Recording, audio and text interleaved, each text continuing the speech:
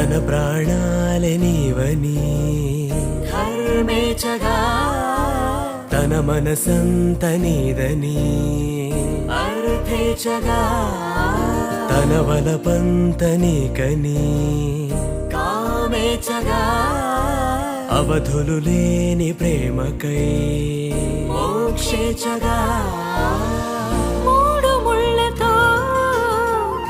7 అడుగుల అగ్ని సాక్షిగా ఇద్దరు ఒకటిగా మారగా